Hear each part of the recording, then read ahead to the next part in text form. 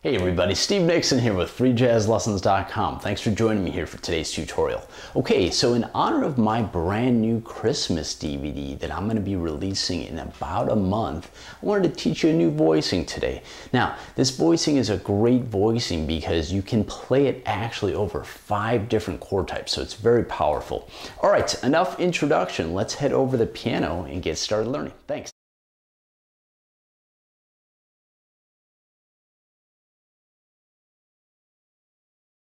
All right, now let's get into this voicing shape, and then we're going to talk about all the different places you can use it within your music. All right, so here is the voicing.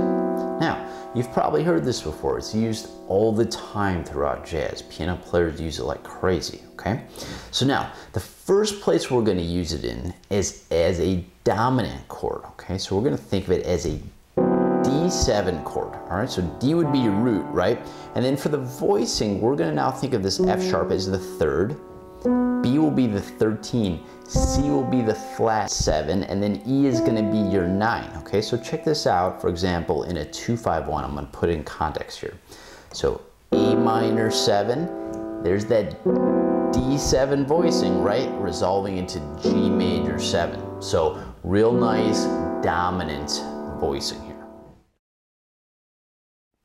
Okay, now, scenario number 2 in which we can use this voicing is as an A flat 7 chord altered. All right, so check this out. This is also a dominant chord, but it's a different type of dominant chord than we saw with the D7, okay? So now when we have the A flat here, A flat's gonna be your root. This F sharp that we had before, now we're gonna actually think of it as a G flat. Obviously it's the same note, but this would be the flat 7. B is your sharp 9, okay? C is going to be the 3rd, and then E is your flat 13. All right, so now check this out in context of a chord progression now, okay? So we're gonna think of this as a 5 chord, an A flat 7, going to D flat minor. Hear that pull, how strong it sounds? It's nice, right? Here it is in a 2-5-1 context. So E flat minor 7 flat 5. There's my voice again, A7 altered, and then D flat minor or D flat minor 6-9, okay? So that is scenario number 2. Now, scenario number 3, same voicing again, right? But now we're gonna think of it as an A minor 6-9 chord, okay? So check this out. A would be your root. This F sharp is now the 6th of the A minor, right? B is the 9, C is the flat 3rd, E is your 5th, okay? So check this out now. We're gonna think of it, I'll put it in context here, we're gonna think of it now as a 1 chord in A minor, okay? So B minor 7 flat 5, E7 altered, and now I'm gonna use the voicing A minor, okay? So real nice voicing for a 1 minor chord, okay? Again, the voicing again, over A minor. All right, now scenario number 4, same voicing again, right? Same shape, but now we're gonna think of it as an F sharp minor 7 flat 5, okay? So now, check this out here. F sharp is going to be your root of this chord now, right? There's the F sharps, right? B is the 11th or the 4th of this chord. C is the flat 5, E is the flat 7 now, okay? So now we're gonna use this voicing in a 2-5-1 in the key of E minor now. So check this out. F sharp minor 7 flat 5 would be my 2, there's the voicing, right? B7 is the 5, and then resolving down into the E minor, the 1, okay? So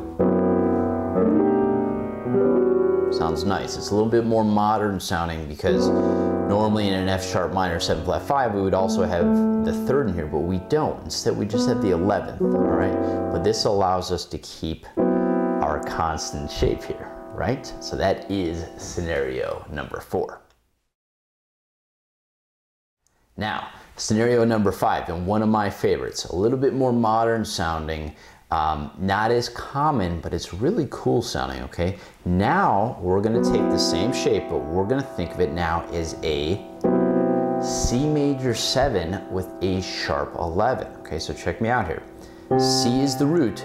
F sharp is now going to be the sharp 11. Okay, B is the major 7. C is the root again, right? And then E is the third. Okay, so let's throw it in context of a chord progression.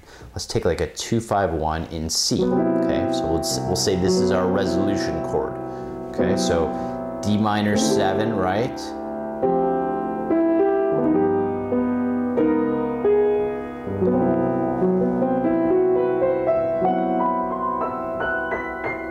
So it sounds kind of spooky when you start arpeggiating. It's definitely a colorful chord.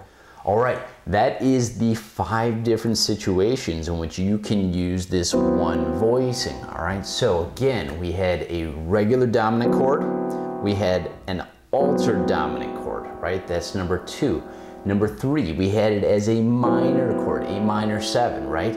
We had it as a minor 7 flat 5, this F sharp minor 7 flat 5, and then again at the very end we had it as a major chord now. All right, so you can see we can get so much different motion, so many different things out of just this one shape here. All right, so practice throwing this in your own music, explore the voicing, explore it in a few different keys, and enjoy your practice. Now, if you want the notation and more tips for this lesson, go to Freejazzlessons.com. I will put the URL right below this video.